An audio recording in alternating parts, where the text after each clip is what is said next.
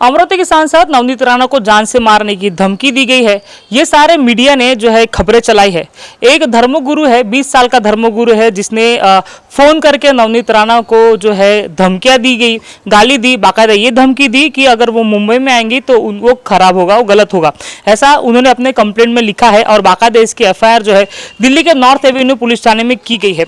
हालांकि वो जो कंप्लेंट की गई है वो झूठी है, ऐसा जिस व्यक्ति ने फोन करके उन्हें बोला है वो कह रहे हैं उन्होंने किसी भी तरह से गाली नहीं दी है, ना ही कोई धमकी दी है। बाकायदा सिर्फ जो मुद्दा लेकर जो है नवनीत राणा पूरे देश के मीडिया में छाई है कि हनुमान चालीसा पढ़ना है मुख्यमंत्री के घर के सामने।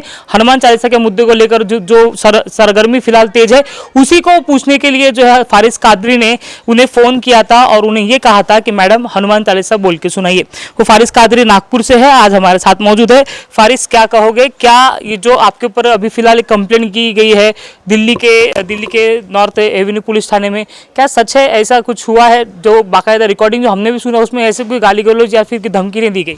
देखिए, सब सिंपल है कि मैंने कॉल किया था, ना कि गाली दिया, धमकी दिया। देश भर के सामने रिकॉर्डिंग है।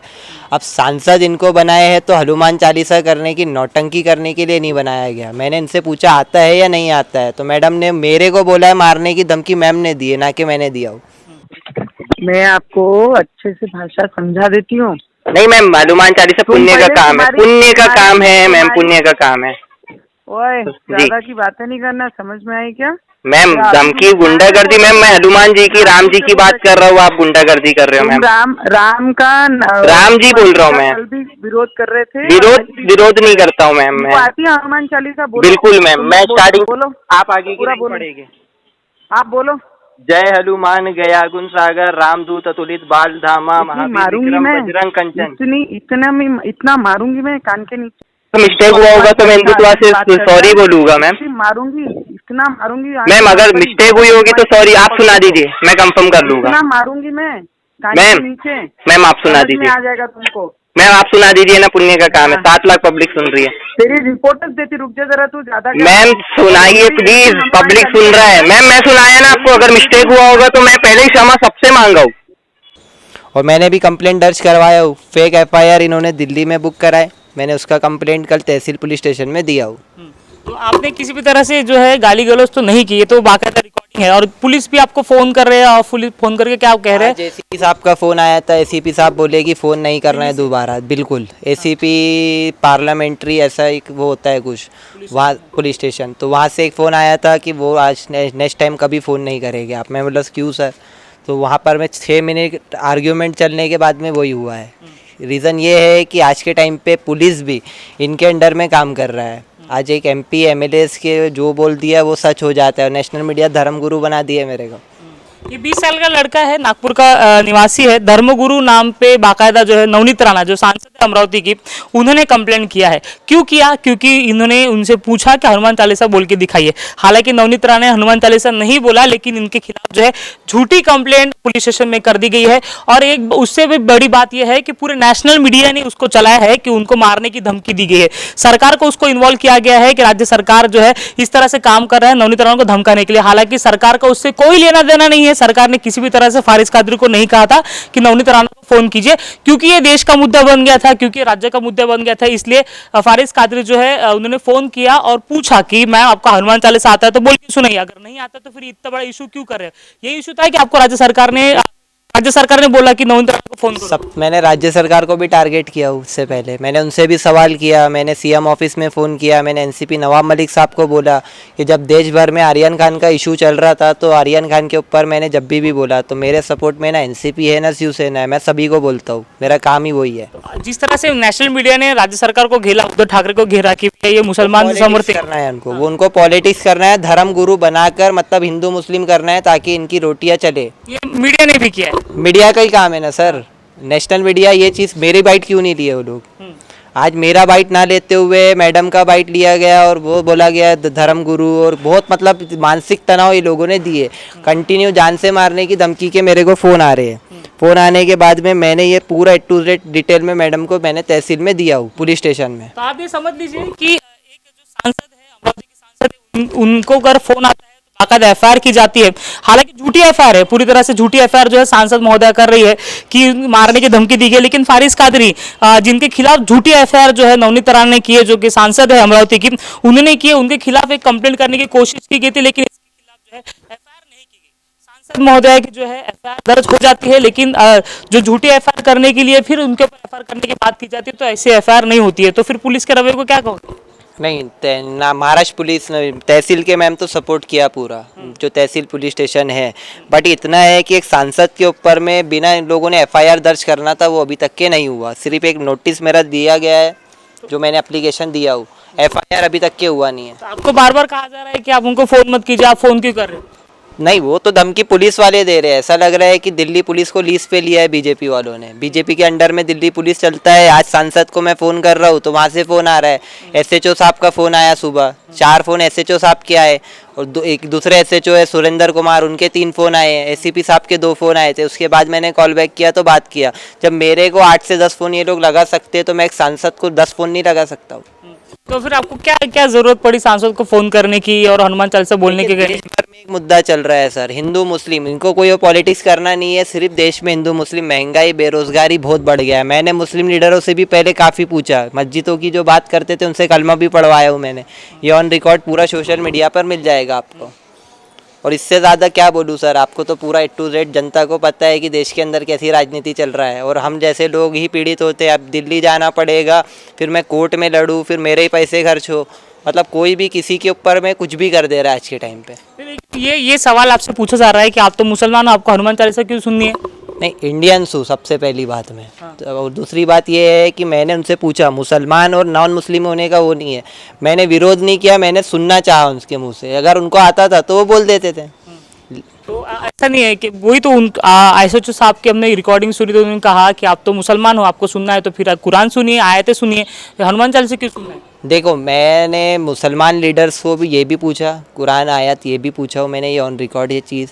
मैडम से हनुमान चालीसा की जो बात करे, ये शो धर्म का प्रचार बन के जो धार्मिक चेहरा अपना शो कर रहे, इनको खुद वाकई में धर्म की नॉलेज है या नहीं, ये जानना चाह रहा था मैं, और कुछ जानना चाह रहे थे। बिल्कुल। तो इसमें कोई उद्धव ठाकरे सरकार आपको बोला था कि आपने फोन करना है? तो ठाकरे सरकार का तो कुछ है ही नहीं इसमें रोल। मैंने तो उनको भी, वो गलत रहेगी तो उनको भी टारगेट करूँगा। धर्म की पॉलिटिक्स जो खेलेगा उनको मैं टारगेट कर रहा हूँ और करते रहूँगा। मैं आपको फारिस कादरी के बारे में बता दूं कि ये व्यक्ति जो है, इन्हें ये शौक है कि जो व्यक्ति है, जो पॉलिटिकल बंदे हैं, जो बड़े बड़े व्यक्ति हैं, उन्हें फ़ोन करके उनको जो है सवाल करते हैं। ये हालांकि काम पत्रकारों का होता है, लेकिन पत्रकार अपने मुद्दे से भटक के बाकी चीज़ करते हैं।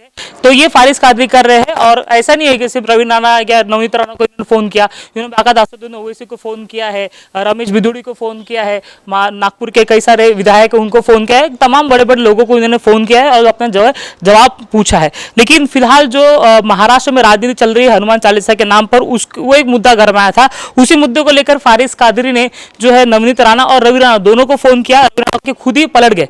उसके बाद नवनीत राणा को फ़ोन किया। नवनीत राणा को फ़ोन करने के बाद हनुमान चालीसा पढ़ी है, ऐसा जो है फारिस कादरी ने कहा। उसके बाद जो है उन्होंने ये डिमांड किया कि आप बोल के बताइए। हालांकि ये मुसलमान होने के कारण इन्हें पूरी हनुमान चालीसा नहीं आती, लेकिन उन्होंने कोशिश किया, 3 लाइन बोल के दिखा। उसके बाद जो है नवनीत राणा जो है छिड़ गई। ऑडियो पे आपको दिखाई देगा, या फिर ऑडियो जो है आपको मिल जाएगा, इंटरनेट पे अवेलेबल है। तो वो छिड़ गई और उनके कान के नीचे मारने की बात कर रही थी। देश में जो है ये मुद्दा हुआ और बाकायदा यहाँ पे कहीं भी फारिस कादरी ने किसी भी तरह से धमकी नहीं दी गई, लेकिन जो है सांसद महोदया ने झूठी कंप्लेंट जो है दिल्ली में दर्ज की है। एक सांसद होके वो झूठी कंप्लेंट कर रही है, तो ये अपने जो क्षेत्र में है, अपने जो क्षेत्र में जो लोग हैं उन्हें क्या सीख दे रही है कि झूठी कंप्लेंट करना है लोगों के खिलाफ, ये सीख दे रही है सांसद महोदया। तो ये बड़ा सवाल है, ऐसा क्यों कर रहे हैं, ये भी बड़ा सवाल है। वही आपको बता दूं कि अमरावती जिला जो है वहाँ पे आदिवासी समाज के लोग काफ़ी बड़े पैमाने पर है, जो है अति दुर्गम भाग वहाँ पे आता है, वहाँ पे लोगों को सुविधा तक नहीं है। लेकिन उनके ही जिले में है कई आदिवासी क्षेत्र है जहाँ पर अब तक आज़ादी के कई सालों के बाद भी वहाँ पे बिजली नहीं आई है, लेकिन सांसद महोदया उसके लिए काम नहीं कर रहे। लेकिन देश में जो है हनुमान चालीसा प्रचार करने के काम करिए। वो धर्म की बात है तो करना भी चाहिए, हम उसका विरोध नहीं कर रहे कि हनुमान चालीसा पढ़ना है, वो आपका व्यक्तिगत स्वतंत्र है, आपने करना चाहिए। लेकिन धर्म ये आपका वैयक्तिक मामला होता है, इसे आपको मार्केटिंग करने की जरूरत नहीं होती है। लेकिन हमारे देश के सांसद और विधायक वो ही चीज धर्म के नाम पर जो है मार्केटिंग कर रहे हैं और जो मुद्दे है, असल मुद्दे है, उसको उससे जो है लोगों को भटकाने की कोशिश कर रहे हैं। हालांकि अगर आप अमरावती जाओगे तो वहां पे जो जंगल भाग एरिया है, परातवाड़ा साइड का एरिया, अचलपुर साइड का एरिया, जहां पे आदिवासी लोगों की अवस्था क्या है, ये आप अगर खुद ही जाके देखोगे या फिर इंटरनेट पे सर्च भी करोगे तो आपको पता चलेगा कि वहां के जो आदिवासी लोग हैं वो किस तरह से जिंदगी जी रहे हैं। कुपोषण का प्रमाण अगर कहीं देखा जाता है तो अमरावती प्रभाग में ही देखा जाता है। लेकिन उसके लिए सांसद महोदय क्या कर रही है, तो उसके लिए भी कुछ नहीं कर रही है। लेकिन सांसद महोदय को करना क्या है कि पूरे देश में जाकर हनुमान चालीसा पढ़ना है, बिल्कुल पढ़िए, उसमें आपका स्वतंत्र है, आपको करना है तो आप कीजिए। लेकिन आपको लोगों ने जीता के दिया, आपको जो है एमपी बनाया, वो हनुमान चालीसा पढ़ने के लिए नहीं बनाया है, वो बाकायदा जो डेवलपमेंट करने के लिए बनाया गया है। लेकिन आप वो नहीं करती दिखाई दे रही है। ये दुर्भाग्य है, ये देश का भी दुर्भाग्य है कि ऐसे जो है एमपी हमने चुन के दिए जो धर्मों को ज्यादा महत्व देते हैं। धर्मों को ज़्यादा महत्व नहीं दे रहे, मजाक उड़ा रहे हैं लोग। आज हनुमान चालीसा इनको खुद नहीं आता और ये मजाक उड़ा रहे हैं। ये धर्म का काम नहीं कर रहे। धर्म का काम करना है, आपका ड्यूटी खत्म होने के बाद आप करिए। लेकिन आप आप मेंबर ऑफ पार्लियामेंट रहने के बावजूद इस तरीके से मजाक धर्म का उड़ाया जा रहा है। एक तरफ मस्जिद वाले इशू उड़ाते, एक तरफ ये उड़ाते। ये खुद इनके इतने एमएमएस वायरल हुआ है, इनका क्या है बैकग्राउंड आपको मालूम होगा, पूरी जनता को पता है कि ये पहले क्या थे। और आज ऐसे लोग धर्म का मजाक उड़ा रहे, ये धर्म का सबसे बड़ा अपमान है मेरी नज़र में। कोई भी धर्म रहे, इनके मुंह से धर्म का नाम लेना और धर्म की बात करना इनके ऊपर शोभा नहीं देता है, इसीलिए मैं इनको टारगेट किया हूँ। तो जो है धर्म का प्रचार नहीं कर रहे हैं ऐसे सांसद जो है, वो धर्म का मजाक उड़ा रहे हैं। ये भी समझ लीजिए कि अगर आप धर्म, ये जो स्वतंत्र वैयक्तिक स्वतंत्र होता है, ये वैयक्तिक चीज उतना ही वैयक्तिक रखिए, इसे ना बाजार में मजाक उड़ाने के लिए मत लाइए। क्योंकि कैसा है कि देश में तमाम जो है धर्म के लोग रहते हैं और वो चाहते हैं कि हमारे एमपी जो है, वो हमारे जो विधायक है, जिन्हें लोगों ने चुन के दिया, वो धर्म का प्रचार ना करे, धर्म का इस तरह से मजाक ना उड़ाए। धर्म का प्रचार कर सकते हैं लेकिन इस तरह से मजाक ना उड़ाए, ताकि जो लोग हैं उसके ऊपर उंगली करे। आपको जो है डेवलपमेंट करने के लिए बाकायदा चुना है, आप वही कीजिए। आपको अगर उदाहरण चाहिए तो नागपुर के एमपी है नितिन गडकरी जी, उनका आप जो है उदाहरण देख सकते हैं कि वो किस तरह से डेवलपमेंट कर रहे हैं। उनके आने के बाद 8 साल में नागपुर में कितना बदलाव है ये भी चेक कर लीजिए, और आपके आने के बाद अमरावती में कितना चेंजेस हुआ, आप ये भी कंपेयर कीजिए और फिर देखिए कि आपको क्या करना है। कि आपको हनुमान चालीसा पढ़ते हुए देश में जो है यही मुद्दे को गरमाना है, या फिर आपके विभाग में जो है, आपके जिले में आपको डेवलपमेंट करना है। 5 करोड़ रुपए एमपी फंड मिलता है, वो कहाँ पर यूज़ हुआ अभी तक के, वो पूरा उसका हिसाब चाहिए। जितने साल से मैडम है और जितना पैसा अभी तक के इन्होंने लेकर आए, वो पैसा कहाँ पर यूज़ हुआ, और रवि राणा जी ने उनके क्षेत्र के अंदर में कितना विकास किया, ये मेन मुद्दा है। इसको भटकाने के लिए ये सब प्रोपोगेंडा तो करेंगे ये लोग। पब्लिक का काम है चीज़ को समझना, और एमपी फंड कहाँ पर यूज़ हुआ है उसका हिसाब जनता को देना चाहिए। पब्लिक फंड कहाँ पे यूज हुआ है ये भी सवाल है कि ये मुद्दे को तो भटकाने के लिए ये सारे चीजें नहीं किए जा रही, ये भी बड़ा सवाल है। तो ये भी बता दीजिएगा, अगर इन फ्यूचर अगर आप कोई मुद्दा लेकर जा रहे हो तो जनता को जो हर साल आपको 5 करोड़ रुपए का एमपी फंड मिलता है, वो कहाँ यूज किया है वो भी लोगों को या मीडिया को बता दीजिए, जो अच्छी बात होगी। कैमरा पर्सन दिनेश सातपति के साथ अमित वांद्रे, महाराष्ट्र D24 नागपुर। क्या आप भी झड़ते बालों से परेशान हैं? तो देर किस बात की, गंजे सिर पर बाल वापस लाने का एकमात्र तरीका, अब आप भी बदले अपना लुक हेयर ट्रांसप्लांटेशन करा के। विदर्भ का number 1 hair transplantation clinic MK regrow hair transplant clinic Nagpur और चंद्रपुर शहर में किफायती दर पर सर्वश्रेष्ठ हेयर ट्रांसप्लांट सेवा प्रदान करने वाला एकमात्र क्लिनिक। बालों की सैकड़ों सर्जिकल प्रक्रियाएं संतुष्टिपूर्वक पूरी कर चुके अनुभवी चिकित्सकों की टीम, बेस्ट क्वालिटी और गारंटेड रिजल्ट के साथ आज ही MK regrow hair transplant clinic में अपना अपॉइंटमेंट बुक करें। संपर्क करें 9699658779। हमारा पता Siddhesh Sai apartment Sakkardara Nagpur and Janata college square civil line Chandrapur.